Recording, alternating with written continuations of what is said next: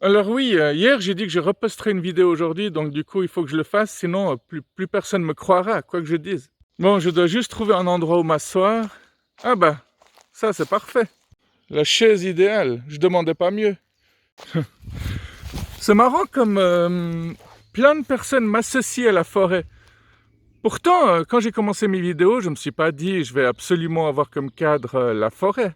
Non, au contraire, je voulais que mon décor soit toujours le plus varié possible. En l'occurrence, ça l'est et c'est plutôt bien réussi, vu que je suis rarement dans la même forêt. Mais bon, c'est aussi un endroit où on est relativement calme et un endroit où le vent ne me dérange pas. C'est pas un endroit où le vent peut gâcher mes vidéos.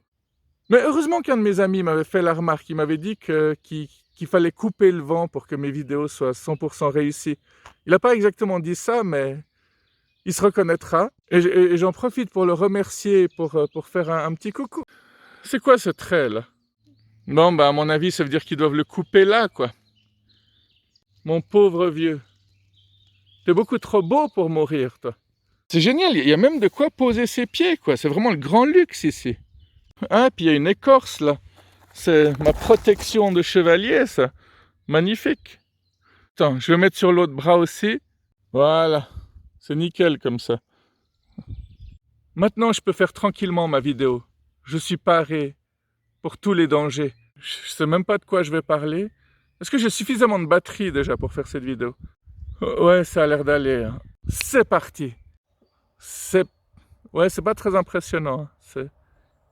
Sans générique, t'arrives pas à donner ce côté grandiose à la vidéo, hein.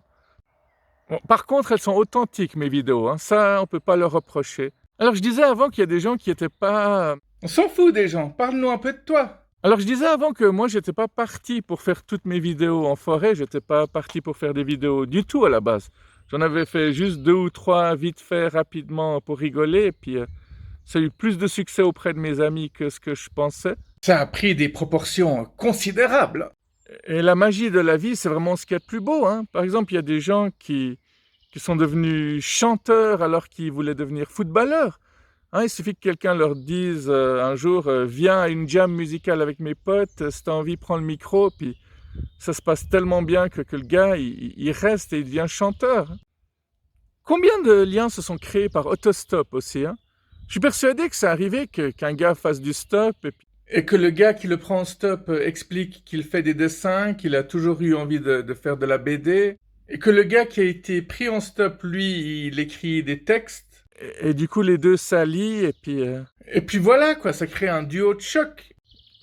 Vous saviez que la bande dessinée Léonard le génie, ils en ont fait plus de 40, enfin, d'après ce que j'ai vu, ça fait plus de 40 ans qu'ils existent, Turc et De Groot, là.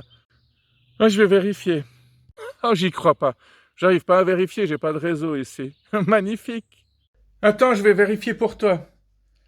Ah ouais, effectivement, alors ils ont commencé en 1977 et celui de cette année est paru aussi, il s'appelle Vacances de génie et De Groot a été remplacé par Zidrou après le 47e album. Voilà. Après, à partir du 47e album. Chaque fois que je regarde cette liste, je suis halluciné. C'est dingue la longévité, surtout quand on croit que le truc a disparu depuis fort fort longtemps. Jeudi passé, je suis allé avec une équipe très sympa méditer toute la journée sur un mont assez connu. Et du coup, on a médité en clairière, on a médité en plaine, on a médité en forêt.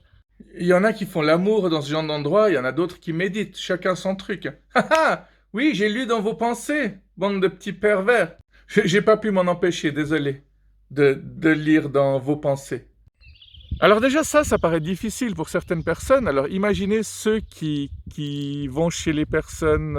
Vous savez, ces endroits comme le Mont Soleil, ces endroits où vous n'avez pas le droit de parler pendant 10 jours, ça c'est encore un autre niveau, hein. Pas sûr que quelqu'un qui parle tout seul dans sa forêt devant sa caméra comme moi puisse faire un truc de ce style. Mais ce serait intéressant. Hein? Il y en a qui veulent faire du wingsuit, il y en a qui veulent faire du base jump, il y en a qui veulent faire de la plongée sous-marine avec des requins, et il y en a qui veulent ne pas parler pendant 10 jours. Allez, les gens qui font ça, en général, ils sont super contents de l'expérience. Mais c'est un peu comme ceux qui marchent sur le feu. C'est complètement fou de pouvoir éteindre son mental au point de pouvoir faire ça sans se faire mal. La marche sur le feu, c'est effectivement un truc que j'aurais pu faire dans ma vie, mais un stade que j'ai jamais atteint. Pourtant, j'ai discuté avec des gens qui faisaient ça. Certains m'ont montré même leurs pieds parce que je les croyais pas et leurs pieds étaient très beaux, hein. C'est le fétichiste qui vous parle, là. Tiens, le soleil vient de partir. Vous l'avez vu partir, vous? Mais les sons sont toujours là. Magnifiques. Combien y a-t-il d'oiseaux qui chantent? Est-ce qu'ils ont le même accent quand ils vont d'un pays à l'autre?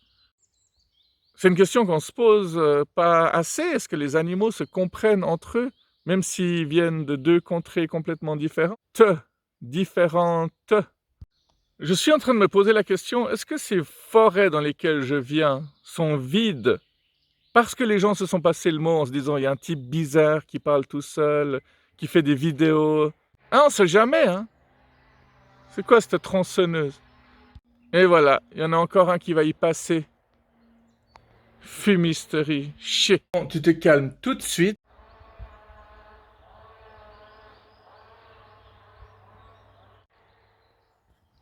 Bande d'enfoirés. Purée, vous avez vu tout ce qu'il y a comme arbre? C'est impressionnant quand même. Les gens qui grimpent aux arbres pour empêcher les bûcherons de couper, c'est quand même un acte assez noble. Bon, ce qui paraît noble pour certains paraît complètement stupide pour d'autres. Et quand je parle de ces autres, c'est souvent des gens qui devraient balayer devant leur porte, évidemment. Ah ouais, tu vois, par exemple, en ce moment, je fais beaucoup d'écriture, je fais du qigong, je fais du yoga, je fais de la méditation, je fais des séances d'hypnose. Et il y a des gens qui me disent, mais c'est ça que tu fous de tes journées, tu veux pas te trouver un vrai boulot? Mais le plus intéressant, c'est que ces gens qui me disent ça, c'est les premiers qui auraient besoin de faire toutes ces activités. Par contre, les personnes qui me disent « Ah, mais c'est vraiment génial ce que tu fais, j'aimerais bien venir avec toi et faire ces activités », là, on sait qu'on est sur la même longueur d'onde. C'est facile de critiquer, une fois de plus. Ah, il y a des bourdons qui viennent de passer. J'ai même pas eu le temps de les filmer. Ils sont très timides, hein. Bon, pour une fois, c'est pas le vent qui gâche ma vidéo, c'est la tronçonneuse, qui est certainement en train de faire un massacre. Ouais.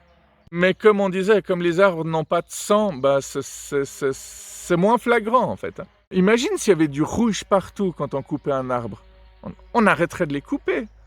Bon, même s'il saigne bleu, c'est déjà choquant.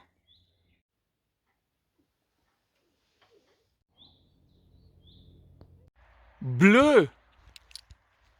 Bleu! Bleu! Putain, tu vas pas recommencer quand même, hein. Bon, je vais vous laisser là. Je crois que ça suffira pour aujourd'hui.